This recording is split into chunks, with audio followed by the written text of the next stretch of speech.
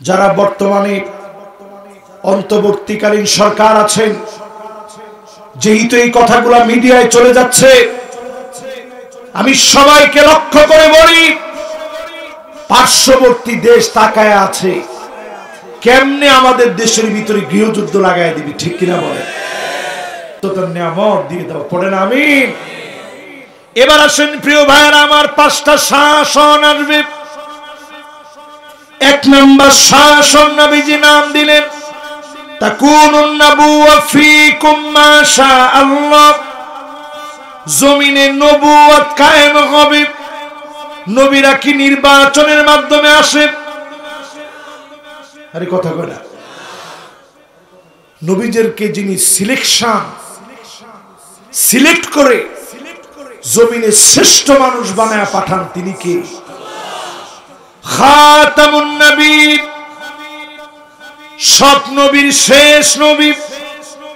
আমার নবীর পিঠের মাঝখানে কাদিরুল হাজারা, কবুতরের ডিমের মতো খতমে নবুয়তের সিলমোহর ছিল।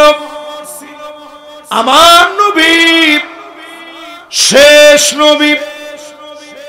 বড় আফসোস, নবীজিরে কোনদিন দেখি নাই, আল্লাহর নবীরে কোনদিন পাই নাই, স্বপ্ন যুগেও দেখি নাই। অনেকে মদিনায় একবারও যাওয়ার সুযোগ হয় নাই। আজকে থেকে অধিক পরিমাণে মন দিয়ে দুরূদ শরীফ পড়বেন। সাল্লাল্লাহু আলাইহি ওয়াসাল্লাম, সাল্লাল্লাহু আলাইহি ওয়াসাল্লাম, সাল্লাল্লাহু আলাইহি ওয়াসাল্লাম। বেশি বেশি দুরূদ শরীফ পড়বেন। স্বপ্ন যোগে নবীর সঙ্গে যিনি সাক্ষাৎ করায় দিবেন, তিনি কে?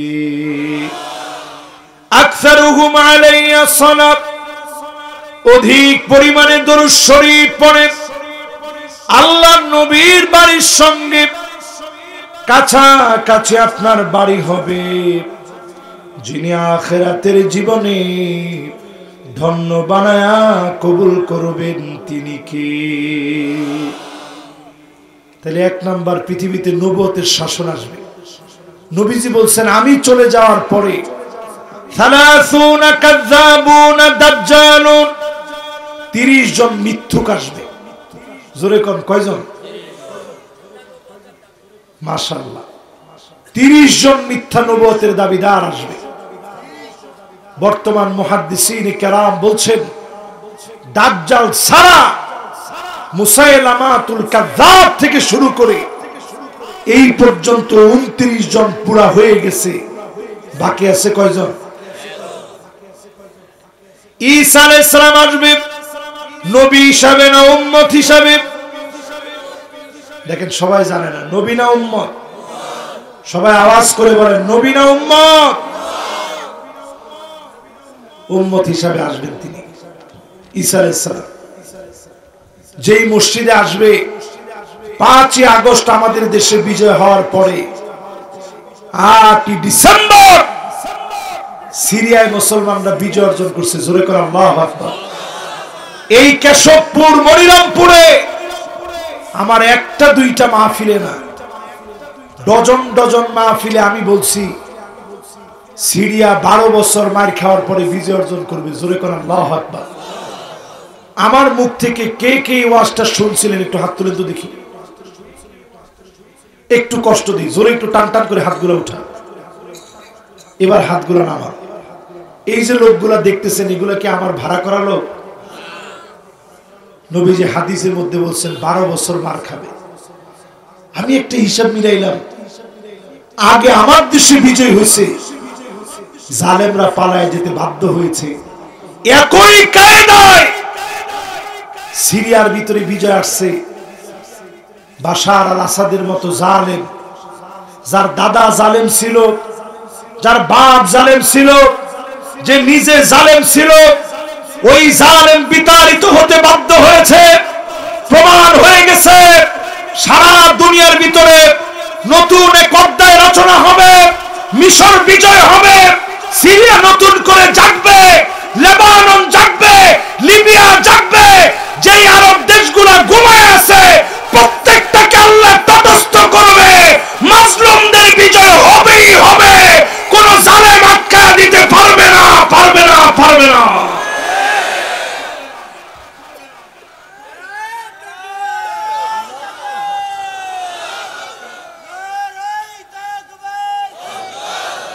এই মাহফিলে যারা বসছেন সবাই সামনে রেখে বলি, পৃথিবীতে শাসন আসবে 5টা। কয়টা? 1 নাম্বার নবুয়তের শাসন শেষ হয়ে গেছে। ঈসা আলাইহিস সালাম আসবে উম্মত হয়ে। কোন মসজিদে আসবে? এই মসজিদ অলরেডি সাদা রং দিয়ে এত সুন্দর কালার করা হচ্ছে। এই মসজিদের নাম আরবিতে মানারাতুল বায়দা। জোরে কোন কি নাম? আরেকটা নাম উমাবি মসজিদ। এই উমাবি মসজিদে ঈসা আলাইহিস সালাম আসবে 2 টুকরা কাপড় পরে। ইহরামের কাপড় কয় টুকরা? এরকম 2 টুকরা কাপড় পরে তিনি 2 জন ফেরেশতার ডানার মধ্যে ভর দিয়ে আসবে। দাড়ি থেকে পানিগুলা টপ টপ করে পড়বে। নামাজের জন্য তিনি দাঁড়াবেন। ইমাম মাহদী আলাইহিস সালাম ইমামতি করবেন। তিনি নামাজের জন্য দাঁড়ায় যাবেন। নামাজের সালাম ফিরায়া দেখবেন দাজ্জাল তার বাহিনী নিয়ে প্রস্তুত হয়ে গেছে। যত দূর পর্যন্ত ঈসা আলাইহিস সালামের নিঃশ্বাস গুলা যাবে, দাজ্জালের বাহিনীকে জমিনের ভিতরে যিনি নাস্তানাবুদ করে দিবেন তিনি কে? তাহলে উনি আসবে কি নবী হিসাবে না উম্মত হিসাবে? পানি যেমন লবণ পেলে গিলে খেয়ে ফেলে, সব মুসলমানদের দুশ্মনকে মাটি পাওয়া মাত্র গিলে খেয়ে ফেলবে। জোরে কোন আল্লাহু আকবার। পাথর পর্যন্ত বলবে আমার পিছনে ইহুদি লুকায় আছে, তার গর্দানটা উড়ায় দাও। শুধু একটা গাছ বলবে না, গাছটার নাম গারকাত। কোটি কোটি ডলার খরচ করে তারা প্রজেক্ট নিয়েছে, গরকত প্রজেক্ট। ইহুদিরা এই গাছের প্রজেক্ট নিয়েছে হাতে, সব জায়গায় এই গাছ লাগায় রেখেছে। তারা বুঝাইতে চাচ্ছে এই গাছের নিচে গিয়ে আমরা লুকাবো। আরে বেটা, গাছের নিচে যে জমিনের মাটি থাকবে তোদেরকে গিলে খেয়ে ফেলবে। ঠিক কিনা বলেন? 2 নম্বরে এই পৃথিবীতে শাসন আসবে। সুম্মা তাকুনুল খিলাফা আলা মিনহাজিন নবুওয়া। খিলাফত কায়েম হবে, নবী চলে যাবেন। আবু বকর, ওমর, ওসমান, আলী রাদিয়াল্লাহু আনহুমদেরকে দিয়ে এই জমিনে খিলাফত আল্লাহ কায়েম করে দিলেন। 32 বছর 6 মাস ধরে, আওয়াজ করে বলেন কয়দিন? 32 বছর 6 মাস এই জমিনের ভিতরে খিলাফত চলছে। অনেক খ্রিস্টানরা পর্যন্ত খেলাফতের ব্যাপারে অনেক কিছু লিখছেন। 32 বছর 6 মাসের ইতিহাস লিখছে পিকে হিস্ট্রি, মাইকেল এইচ হার্ট।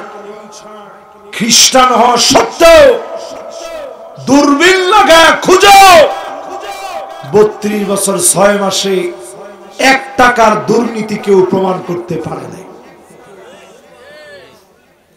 জোরে কোন সুবহানাল্লাহ, জোরে বলেন আল্লাহু আকবার। এরপরে এই পৃথিবীর ভিতরে শাসন আসবে। সুম্মা মুলুকান আবদান, রাজতন্ত্র চলবে। রাজার ছেলে রাজা হয়ে যাবে। চলছে না? সেই ইয়াজিদ থেকে শুরু, উমাবি, আব্বাসি, মামালুকি, তাতারি, ফাতেমি, সব শাসন চলছে।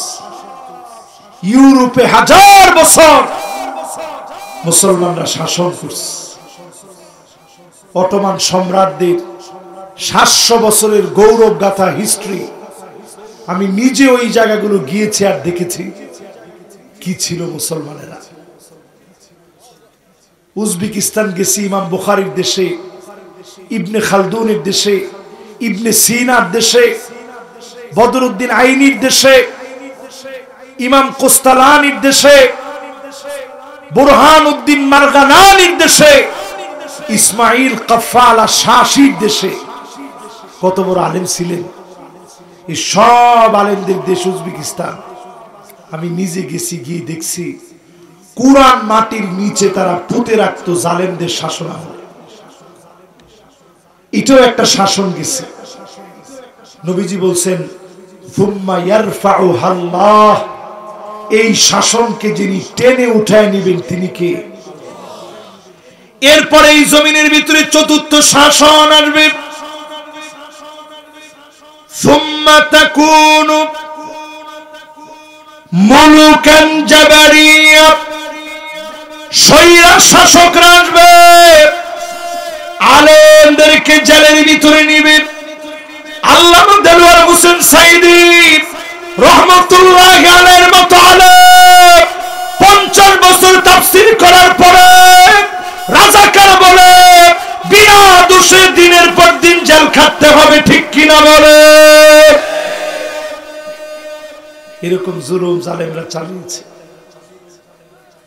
নবীজি বলছেন স্বৈরাচাররা যখন আসবে সুম্মা ইয়ারফাউহা আল্লাহ, তারপরে যিনি এদেরকে টেনে হিচড়ে উঠায় নিবেন। যখন টেনে হিচড়ে উঠায় নিবে, টাকা নিয়ে যেতে পারবেন না, সম্মান নিয়ে যেতে পারবেন না, এমনকি ভাত পর্যন্ত খেয়ে যেতে পারে না, ঠিক কিনা বলেন? এরপরে নবীজি 5ম নাম্বার বলছেন সামনের পৃথিবী আর কোন অপেক্ষা না। সুম্মা তাকুনু খিলাফাতান আলা মিনহাজি নবুওয়াতি, সামনের পৃথিবীতে সব দেখা শেষ, সামনে শুধু চলবে, শুধু কোরআন দিয়ে রাষ্ট্র চলবে। আমার দেশে 54 বছরে সব দেখা শেষ, সামনে হবে আল কোরআনের বাংলাদেশ। রাজি আছেন? জোরে বলেন রাজি আছেন? যারা কোরআন দিয়ে দেশটা চালাইতে চান সবাই আজকের মাহফিলে বলি নামাজের দিকে আসেন। যেই লোকের নামাজ নাই তারে দিয়ে কি কোরআনের রাজ কায়েম হবে? আজকে ফজরের পরে কোরআন ধরছেন, এরকম মুসল্লির সংখ্যা কম না বেশি? একজনে কইছে বেশি, নাই বললে চলে। অথচ আপনি পিছনে কিছু বছর পিছনে চলে যান, প্রত্যেকটা বাড়িতে পড়তে পারো আর না পারো আলহামদুলিল্লাহি রাব্বিল আলামিন, এরকম গড়গড় থেকে একটু একটু করে আওয়াজ বের হইতো। মক্তবগুলো থেকে বাচ্চারা পড়ে পড়ে বের হতো। আমাদের দেশের কিন্ডারগার্টেন গুলো এসে এরা মক্তব খেয়ে ফেলতে চেয়েছে, কিন্তু এনজিওরা সফল হতে পারে নাই। নুরানি মাদ্রাসা মোড়ে মোড়ে তৈরি হয়ে মক্তব ভিত্তিক সমাজ বিনির্মাণে আমার মুসলমানরা এগিয়ে এসেছে, ঠিক কিনা বলে? এই মাহফিলে পরিষ্কার ভাবে আহ্বান জানাই, এই সমাজ বিনির্মাণ হবে কোরআন দিয়ে। শেষ 5টা বিষয় 5 মিনিটে বলবো, একটা লোক উঠবেন না। নেতা নির্বাচনে 5টা বিষয় দেখে দেখে নেতা বানাবেন। জোরে কোন কয়টা? হুব্বুন নাস, মানে যেই নেতারে মানুষ ভালোবাসবে, তাহাজ্জুদের সময় দোয়া করবে, নেতা অসুস্থ হলে রোজা রেখে দোয়া করবে, জেলখানায় গেলে দোয়া করবে, ফাঁসির মঞ্চে গেলে মানুষ কাঁদবে। এমন নেতা যখন হবে, এই নেতাদেরকে দিন কায়েমের জন্য যিনি কবুল করে নিবেন তিনি কে? এবার আপনি একটু হিসাব মিলায় নেন, নেতা মানবেন কারে? 2 নাম্বার হুব্বু তাআল্লুমিল কুরআনি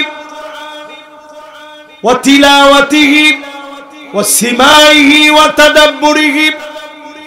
আমার নেতা হবে সে যে নিজে কোরআন শিখবে, কোরআন পড়বে, কোরআন শুনবে, কোরআন মানবে।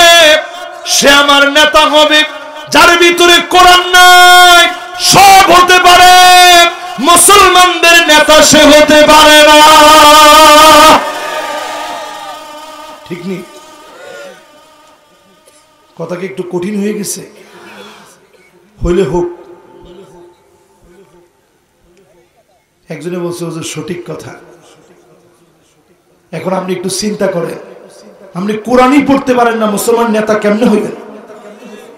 একজনকে গিয়ে নেতা বানাই দিছে, আরে তোর কাম হয়েছে 4 ছক্কা পিটাবা। ডাইরেক্ট বলতেছে তুমি শুধু 4 ছক্কা পিটাবা।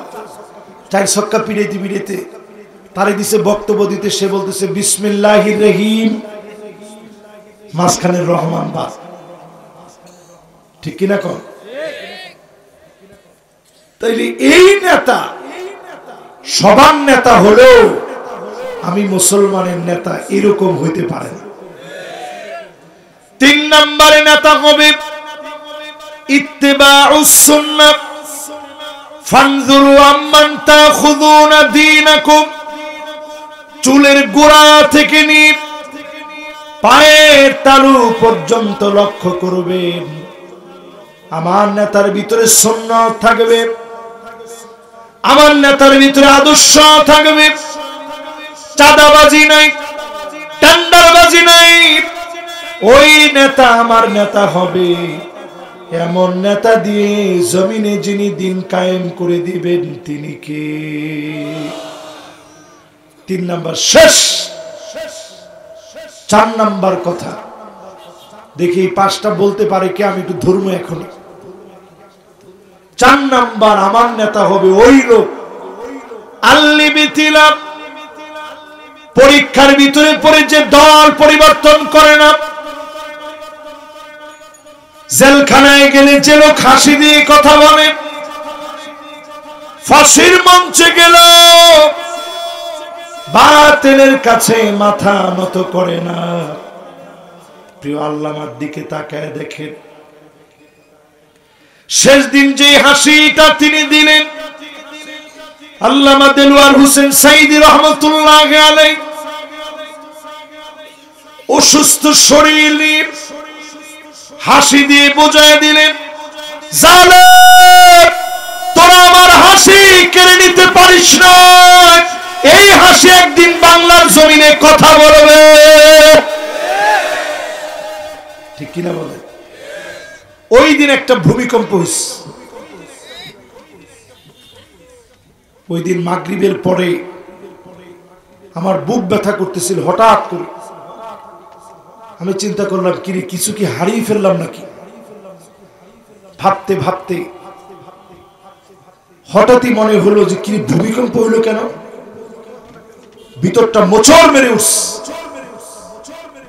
আমি সাথে সাথে মোবাইল হাতে নিলাম, একটার পর একটা ফোন আসতেছে, আল্লামা হুজুর আর নাই। দৌড়ায় ছুটে গেলাম হসপিটালে। হসপিটালে গিয়ে দেখতে পারিনি। মনের ভিতরে চিন্তা আসলো যে ওনার বাসায় চলে যায়, ওইখানে মনে হয় পাবো। শেষবারের মতো একটাবার যদি দেখতে পারতাম। ওইখান থেকে বাসায় চলে গেছি, সারা রাত বাসায় বসা, 1 মিনিট ঘুম নাই। ফজরের নামাজ পড়লাম 15 আগস্টে হুজুরের বাসার ঠিক পাশেই শহীদবাগ মসজিদে। নামাজের পরে সেখানের খতিব সাহেব এবং ইমাম সাহেব মাওলানা আব্দুল গফফার সাহেব, মালিবাগ মাদ্রাসার মুহাদ্দিস, অনেক বড় আলেম, উনি ডাইরেক্ট বলতেছিলেন আমি আমার ফজরের প্রিয় মুসল্লি হারায় ফেলছি। এত কষ্ট করে মাহফিল করে গিয়ে ফজরের নামাজটা তিনি জামাতের সাথে পড়তেন। তিনি বলতেছিলেন পৃথিবী বড় একজন আলেমকে হারিয়ে ফেলেছে, বিনয়ী একজন আলেমকে হারিয়ে ফেলেছে, এমন একজন আলেম হারিয়ে ফেলেছে 100 বছরে তার ক্ষতিপূরণ আর আসবে কিনা আমরা জানি না। যখন কথাগুলো বলতেছিল ওনার চোখ দিয়ে পানি ঝরতেছিল, আর উনি বলতেছিলেন আমার প্রিয় আল্লামা অনেকগুলো চিঠি লিখছে জেলখানা থেকে, অচিরেই সময়ের পরিবর্তন হবে, সব চিঠির কথাগুলো আপনাদেরকে খুলে খুলে জুমার মধ্যে বলবো, জোরে করে আল্লাহু আকবার। ওই হুজুর বলতেছিলেন, সেখান থেকে নামাজ পড়ে অপেক্ষা করলাম, বলছে যে না, লাশ এখানে আনবে না। চলে গেলাম পিরোজপুরে, শুনলাম জানাজার নামাজ হবে জোহরের নামাজের পরে। অথচ গিয়ে দেখি পুলিশ বারবার বলতেছে গুলি চালাবো, দ্রুত নামাজ পড়ে। 2 বার করে জানাজার নামাজ শুরু হয়ে গেছে, তারপরেও কেউ জানাজার নামাজ পড়ে নাই। চিৎকার মেরে উঠছে, জানাজার নামাজ বন্ধ করেন, জোহরের 1 মিনিট আগে জানাজার নামাজ পড়ব না, প্রয়োজনে 1000 জনের জীবন চলে যাবে, সময়ের আগে এখানে জানাজা হবে না। জোরে করে আল্লাহু আকবার। এই মাহফিল থেকে আপনাদেরকে বুঝাই দিতে চাই, পরীক্ষা আসবে, আমার নেতারা কখনো বাতিলের কাছে মাথা নত করবে না, ঠিক কিনা বলে? জনাব লুৎফুজ্জামান বাবর সাহেব, উনার জীবনের 16টা বছর চলে গেছে। এই যে লুৎফুজ্জামান বাবর সাহেবের 16 বছর চলে গেছে, উনার এখনকার সাক্ষাৎকার গুলা দেখেন, সব জায়গায় শুধু আল্লাহর কথা বলে। উনি একজন মাজলুম মানুষ। আমি বলবো উনার জীবন থেকে 16 বছর যারা কেড়ে নিয়েছ, রাষ্ট্রপক্ষ এটার দায়ভার গ্রহণ করা লাগবে, ঠিক কিনা বলে?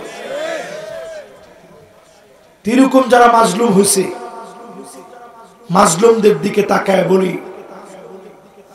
এইভাবে চিনবেন যারা মাজলুম হয়েছে, জালেমের কাছে মাথা নত করে নাই, তাদেরকে বলবো ন্যায় ইনসাফের পক্ষে ঐক্য গড়ে তুলুন, ঠিক কিনা বলে?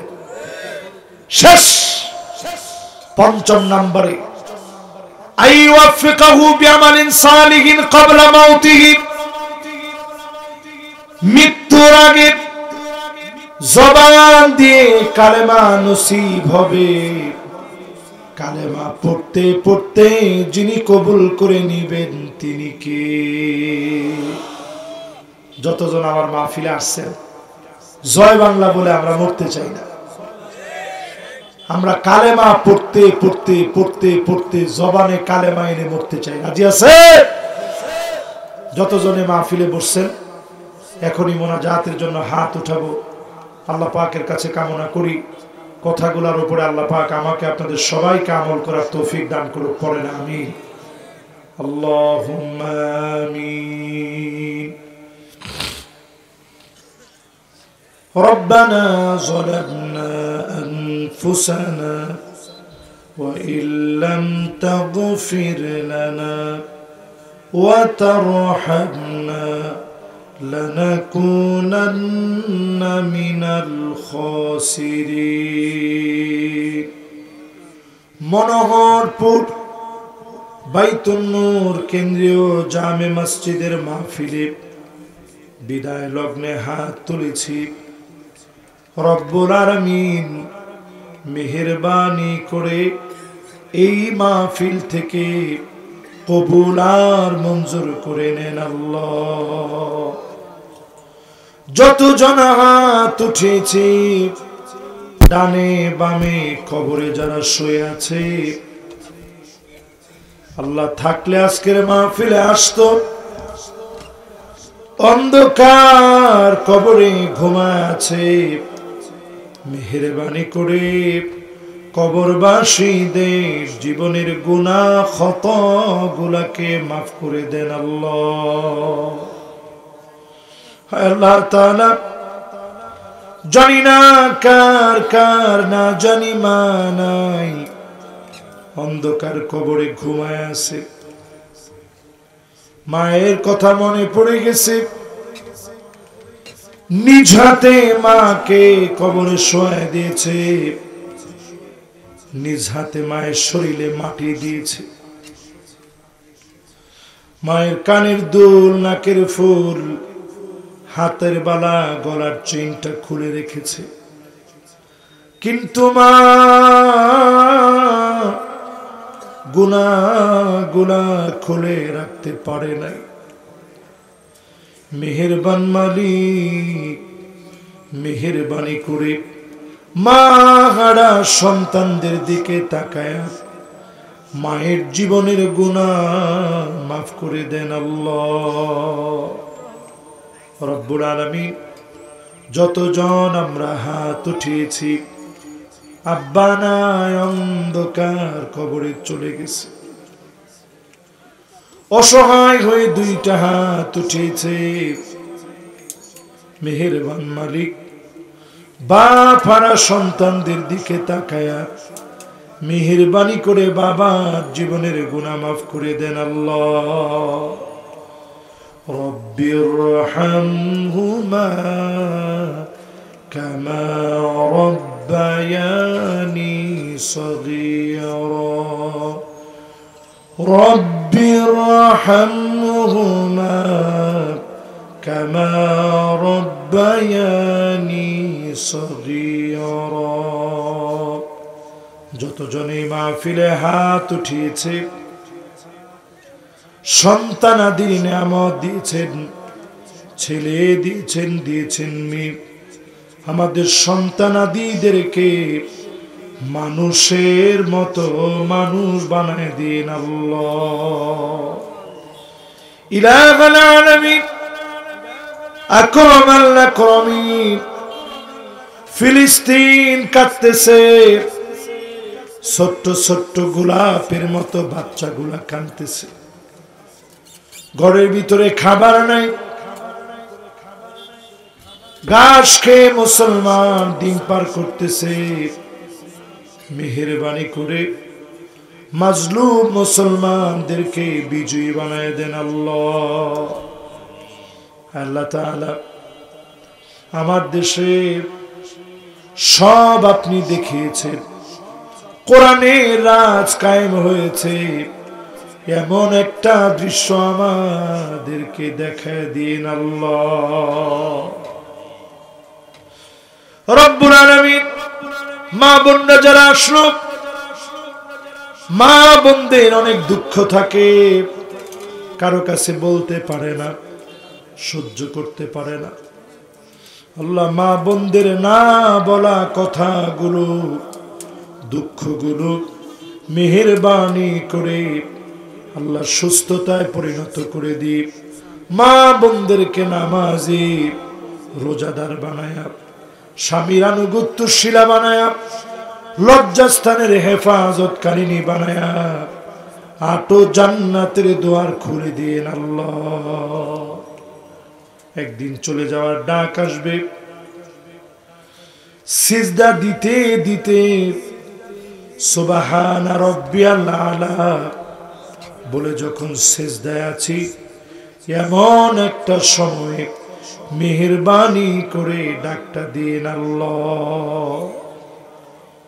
নামাজ পড়তে পড়তে, কোরআন তেলাওয়াত করতে করতে, জবানে আপনার নাম জপতে জপতে আল্লাহ আপনি আমাদেরকে দিনের পথে দাওয়াত দিতে দিতে, মাহফিলে কথা বলার সময় আল্লাহ আপনি জমিনে দিন কায়েমের জন্য বের হয়েছে, এমন সময়ে ডাকটা দিয়ে জবানে জারি করে দিন মধুর কালেমা লা ইলাহা ইল্লাল্লাহু মুহাম্মাদুর রাসূলুল্লাহ